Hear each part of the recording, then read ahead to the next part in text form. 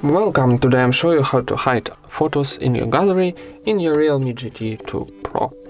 First of all, open your gallery standard application, photos like this, and then press and hold to select, for example, these two photos, and then on the bottom we got set as private, so tap it, and now we got message turn on private, save, cancel or OK. So we tap OK.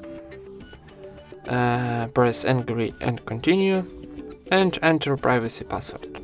I've got this password, so if you don't have this privacy password, you need setup first of all. So then got it, and we got our private save folder. So we activate this option and go back, and one more time press and hold to select and press set as private. And we got a message successfully set as private. Touch and hold and tap to view its image. Tap OK, and on the bottom we got our tabs: Photos, Album, Explorer. So if you press and hold on these tabs, you can enter your privacy folder, and here we got all our hidden photos. And that's it. Thank you for watching, leave thumbs up and subscribe to our channel.